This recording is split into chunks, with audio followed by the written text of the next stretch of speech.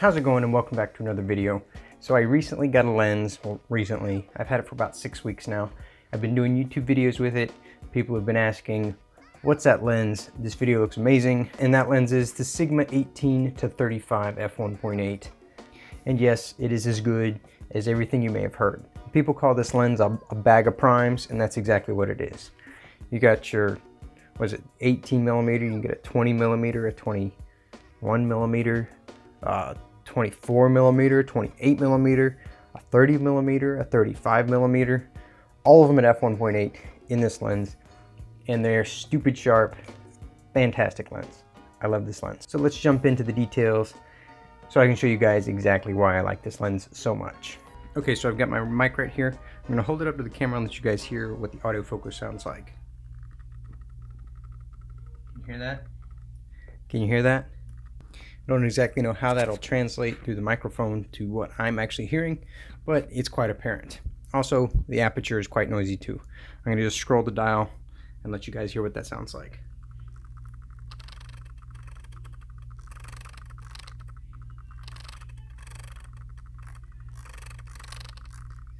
So the aperture is quite noisy too. So this lens wouldn't be quite ideal for video if you were using internal audio recording, but pretty much if you use a shotgun mic or a lav mic, it completely gets rid of the problem.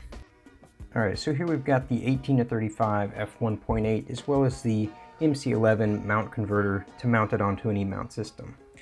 So let's open up this box. When you first open it up, you'll see that there is this nice zipper carrying case for the lens itself, and then some paperwork that nobody cares about. So this is just a nylon zipper pouch. There's nothing too special about it. When you open it up, you'll find a lens hood. It is a plastic lens hood. I've heard people complain, but it's super sturdy and will get the job done just fine. Moving on into the actual case itself, there's a little foam ring to hold it steady in the top of the lid. There's also a foam pad at the bottom to protect the lens from any impacts it may encounter. And as far as price goes, the Sigma 18 to 35 will set you back $799. And if you want to use it on an E-mount system, you'll have to spend another $250 to get the MC11 adapter. Now this is the adapter here. Again, nothing too special about the box. The 18 to 35 is a Canon EF mount, so it's not the EFS mount. One bummer about the MC11 adapter is you cannot mount EFS lenses on it because by design you cannot mount EFS lenses on an EF mount. So full frame lenses only will go on this mount here. It's a pretty sturdy little mount here. It's made completely out of metal. It's got a nice metal mount on the front as well as a metal mount on the back with contacts on both sides to pass through information from the lens, whether that's Sigma lenses or Canon lenses, even though it's marked for Sigma lenses only. On the back side you'll find a proprietary port, which is always kind of a bummer. Why can't they just use a standard USB port for updating the adapter for functionality into the future? This is one of Sigma's art lenses, so you get this fancy little shiny A badge. The art lenses are their premium lenses, and it shows that in every possible way. The Sigma 18 to 35 is about the same size, a little bit larger than the 18 to 105 G lens, but it's almost twice the weight at 811 grams. However, when you put the Sigma MC11 adapter on the bottom, it gets significantly longer and even heavier still. If you look at the back of the lens, you will see an all-metal mount, which mounts it to any camera you put it on very solidly.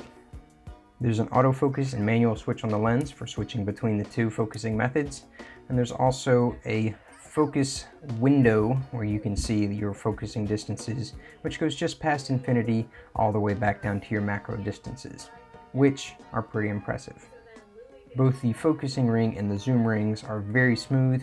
The zoom ring is a little stiffer, but both of them are very direct and confidence inspiring. Definitely not as loosey-goosey as the focus by wire that Sony has.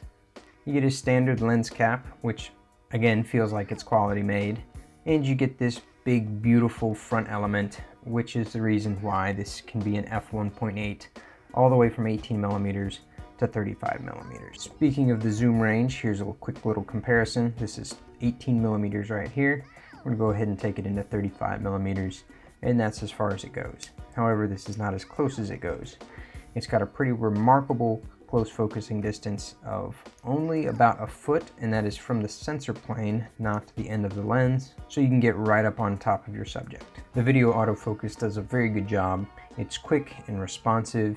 It's a pretty smooth transition.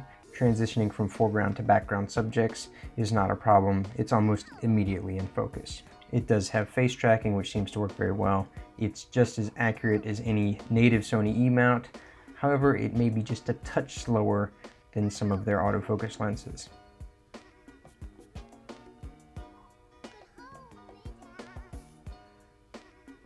I also tested the autofocus in low light, and it seemed to hold its own very well. It produced more than adequate results, and I'm sure this was helped by the bright f1.8 aperture that it's got inside of it. Moving between foreground and background subjects again proved to be no difficult task for this lens, as it easily jumped back and forth between the two subjects. The in-body image stabilization also works very well with this lens. The lens is not optically stabilized, so the 5-axis image stabilization within the A6500 works very well. It automatically adjusts to whatever focal length the lens is zoomed into, so you don't have to fiddle with any manual settings. And as you can see here at 35mm, it does make a noticeable difference. The background blur, or the bokeh, of this lens is incredibly smooth and remains incredibly smooth and circular even when you stop it down all the way to f16. And here's a couple more examples of how blurred out this lens gets. And this shot here, I believe, was 18mm at minimum focus. Alright, now for the actual nitty-gritty image quality.